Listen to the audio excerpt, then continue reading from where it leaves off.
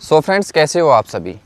आज की वीडियो बहुत ज़्यादा स्पेशल टॉपिक के ऊपर है, जिसमें मैं बहुत सारे टॉपिक छोटे छोटे कवर करने वाला हूं। जो अभी बिगनर्स ड्राइवर हैं उनको ये अपने माइंड में हमेशा बातें याद रखनी पड़ेंगी। तो चलिए आज की वीडियो शुरू करते हैं। बहुत सारे लोगों को एक कन्फ्यूज़न रहती है, मैं आपको दिखाता हूँ। पहले यहाँ पे जो इसमें रेडिएटर फ़ैन दिया हुआ है, ये इसमें अंदर की साइड आप देखिए, जो मतलब हमारे जो कूलेंट है रेडिएटर को ठंडा करने में मदद करता है। बहुत सारे लोगों को ये कन्फ्यूज़न रहती है गाड़ी चलाते टाइम पे कि भाई ये हमेशा ही चलता रहता है या किस किस कंडीशन में ये चालू होता है। तो सबसे पहले मैं आपको बताता हूँ, ये रेडिएटर फ़ैन हमेशा नहीं चलता। गाड़ी को स्टार्ट करता हूँ पहले नॉर्मल। आप देखिए, मैंने ये गाड़ी करी है स्टार्ट और अभी इसका जो रेडिएटर फ़ैन है वो बंद है। इसकी आवाज़ भी सुन लीजिए एक बार, फ़ैन भी देख लीजिए। मैं हाथ से भी घुमाऊंगा तो भी ये नहीं चलेगा। अब ये चलता किस कंडीशन में है उस टॉपिक के ऊपर बात करते हैं। अभी गाड़ी मेरी स्टार्ट है, ये चलता है जब हमारी गाड़ी हीट होने लगती है, यानी कि जैसे अभी कोई लोड नहीं है इंजन के ऊपर, इंजन कूल डाउन है, बिल्कुल भी इसे फ़ैन को ऑन होने की ज़रूरत नहीं है इस कंडीशन में। लेकिन जैसे ही मैं एसी ऑन करता हूँ, एसी का कंप्रेसर ऑन करते ही मैंने यहाँ से देखिए आप एसी का कंप्रेसर कर दिया है ये ऑन, और अब जो हमारा रेडिएटर फ़ैन है ये देखिए यहाँ पे ऑन हो चुका है। तो भाई अब आप सोचोगे कि ये बस सिर्फ एसी के लिए तो नहीं है कि मतलब एसी का कंप्रेसर चालू हो गया। एसी का कंप्रेसर कैसे चालू होता है, यहाँ पे अगर आप एक बेल्ट देख पा रहे होंगे नीचे की साइड, इस वाले के नीचे ये बेल्ट चल रही है। यहाँ पे कंप्रेसर वाला बटन दबाते हैं, हमारी बेल्ट टाइट होके एकदम पुली उसकी घूमने लग जाती है, हमारा कंप्रेसर ऑन हो जाता है। जब एसी का कंप्रेसर चलता है तो इंजन के ऊपर लोड मैं आपको बता दूं 5 गुना तक एक्स्ट्रा हो जाता है, जिसकी वजह से हमारा इंजन हीट होने लगता है, जिसके कारण ये रेडिएटर फ़ैन ऑन हो जाता है। आप अपनी गाड़ी को लेके निकलते हैं तो तब ये एसी का जो फ़ैन है ये ऑन नहीं होता अगर आपने एसी को बंद किया हुआ है। कभी आपने ध्यान किया होगा कि आप कहीं ट्रैफिक में खड़े हैं और आपका गाड़ी कभी कभी ज़्यादा आवाज़ करने लगती है, फिर से एकदम आवाज़ कम हो जाती है, तो उस कंडीशन में हमारा फ़ैन चलता है। मतलब जो हमारी नेचुरल और एयर होती है, जब हम गाड़ी को लेके चलते हैं, अगर एसी हमने ऑन नहीं किया तो वो जो एयर है जिसे हम रो एयर बोलते हैं, वो हमारी गाड़ी के अंदर इनटेक करती है और जिसकी वजह से हमारा इंजन ऑटोमेटिक ही कूल डाउन रहता है। अब ये रेटर के अंदर एक कूलेंट का पाइप लगा होता है, जिसके अंदर सारा हमारा कूलेंट और वाटर मिक्स होकर घूमता रहता है, जिसको ये ठंडा करने में सिर्फ मदद करता है। इस फ़ैन का काम सिर्फ यही है। अब बात करते हैं हम दूसरे टॉपिक के ऊपर। दूसरा टॉपिक आता है हमारा रेडिएटर के कूलेंट को ही लेके।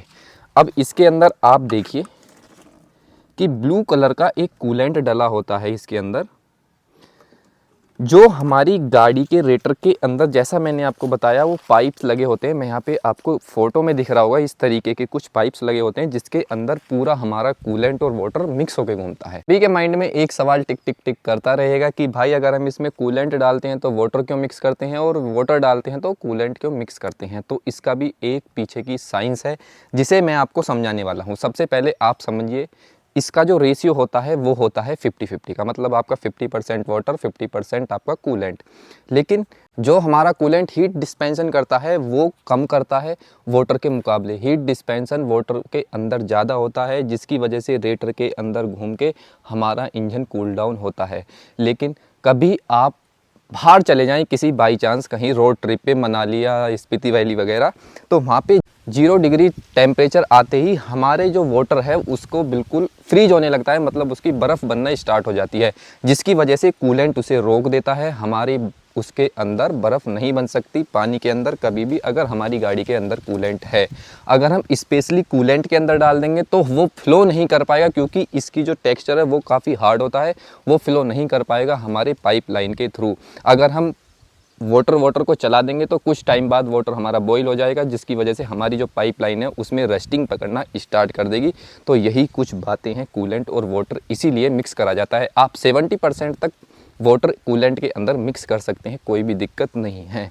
अब थर्ड टॉपिक के ऊपर बात करते हैं हम ब्रेक ऑयल को लेके।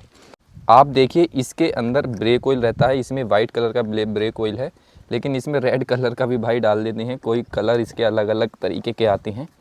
तो इसके अगर टॉपिक के ऊपर बात करें, इसकी मैं आपको राज बताऊं तो हमारे टायर के अंदर आप ये देखिए यहाँ पे 1 2 3 4 पाइप लगे हुए हैं, जिसकी वजह से हमारे चारों टायर के जो अंदर है वो इसका प्रेशर जाता है, ऑयल हमारे डिस्क पैड की तरफ प्रेस करता है, जिसकी वजह से ब्रेक हमारे इंगेज होते हैं।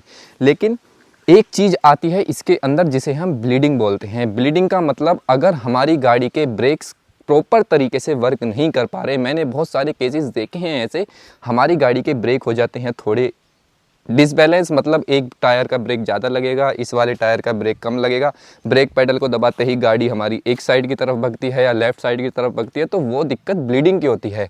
मतलब अपनी गाड़ी के अंदर कभी कभी सर्विस के टाइम पे ब्लीडिंग ज़रूर करवानी चाहिए। अब ब्लीडिंग होती कैसे है, हमारे टायर के अंदर लगे होते हैं यही पाइप, वहाँ पे एक नट लगा होता है जिसको वो लूज़ करते हैं और ब्रेक पेडल को प्रेस करके यहाँ से उसमें रिफ़िल करते रहते हैं, और जो हमारे पाइप्स के अंदर एयर का फ्लो अगर होगा तो वो बाहर निकल जाएगा, उसमें पूरा का पूरा भाई ये ब्रेक ऑयल भर जाएगा, जिसकी वजह से हमारे ब्रेक चारों टायर के अंदर प्रॉपरली वर्क करने लगेंगे। फोर्थ टॉपिक के ऊपर बात करते हैं हम अपने टायर प्रेशर को लेके, टायर एयर प्रेशर को लेके, जिसमें बहुत सारे लोग कंफ्यूज रहते हैं कि भाई फ्रंट टायर में हमारी कितनी एयर होनी चाहिए और रियर टायर में कितनी एयर होनी चाहिए। तो जैसे ही आप ड्राइवर साइड का डोर ओपन करेंगे तो यहाँ पे आपको एक स्टिकर लगा मिलेगा या फिर एक मेटल की प्लेट भी लगी मिल सकती है, जिसके ऊपर प्रॉपर आपको डिटेल में दिखाया जाता है कि कितना टायर प्रेशर आपका कौन से टायर के अंदर होना चाहिए। अगर आपके साथ 2 लोग सफ़र कर रहे हैं तो भाई 32 PSI की पावर होनी ज़रूरी है, और अगर आपके साथ 5 लोग सफ़र कर रहे हैं तो 35 PSI की पावर होनी ज़रूरी है। ऐसे ही रियर में, ऐसे ही आपको फ्रंट वाले में। और अगर आपके साथ यहाँ पे नीचे एक लाइन लिखी हुई है, in case of air filling in hot tyre conditions increase tyre pressure by 3 PSI over specified cold pressure. मतलब कि अगर आप गर्मी में अपनी गाड़ी को कहीं लंबे सफ़र पे हाईवे पे ज़्यादा ओवर स्पीडिंग करते हैं या 100-120 की स्पीड पे चलते हैं, तो आपकी गाड़ी का जो टायर प्रेशर है वो 3 PSI तक इंक्रीज़ हो सकता है। तो आपको ये चीज़ पहले ही ध्यान रखनी है। मानिए आपकी जो टायर प्रेशर है 35 मांग रहा है रियर टायर में, तो आपको वहाँ पर 32 या 33 के आसपास रखना है आपका प्रेशर, क्योंकि हाईवे पे जब टायर गर्म होता है तो वो प्रेशर इंक्रीज़ हो जाता है। लेकिन बहुत सारे लोग क्या करते हैं भाई, नाइट्रोजन एयर इसमें फिल करा लेते हैं। भाई नाइट्रोजन एयर से कुछ नहीं होता, वो थोड़ी ठंडी होती है, बस यही फ़ायदा होता है।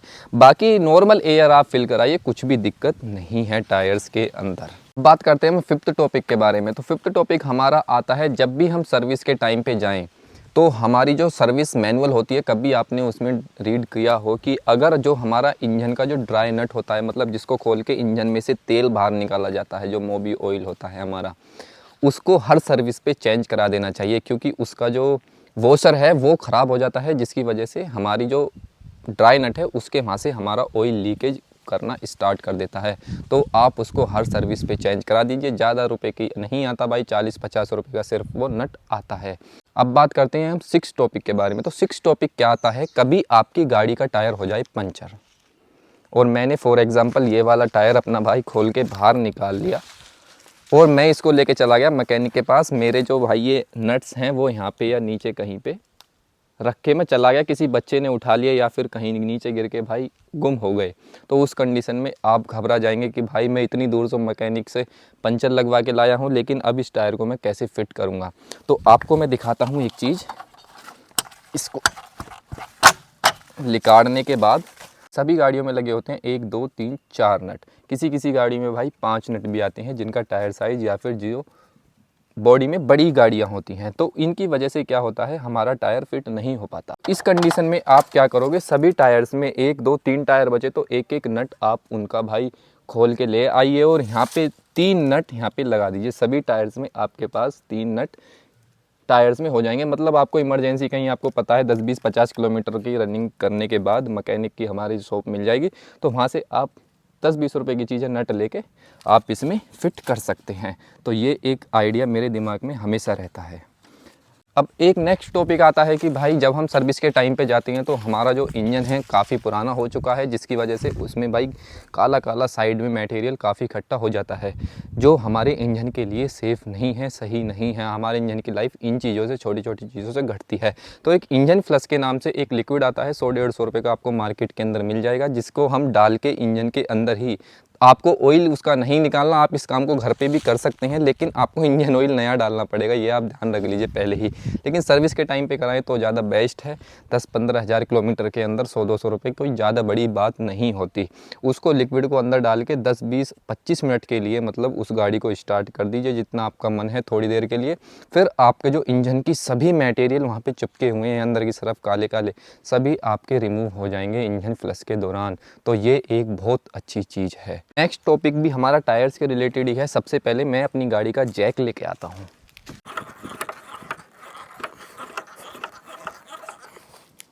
मैंने अपनी गाड़ी का जैक लगा के टायर ऊपर की तरफ उठा लिया है। अब इस कंडीशन में मैं क्या करने वाला हूँ, अपनी गाड़ी को करूँगा स्टार्ट। प्लीज़ आप ट्राई मत करना कभी भी इस चीज़ को, मैं सिर्फ आपको दिखाने के लिए कर रहा हूँ भाई। अपनी गाड़ी को मैं करता हूँ स्टार्ट। अभी मेरा टायर हवा में है, हैंड ब्रेक मैंने पूरा टाइट किया हुआ है। अब मैं क्या करूँगा, फर्स्ट गियर लगाऊँगा गाड़ी के अंदर, क्लच पेडल रिलीज़ कर दूँगा।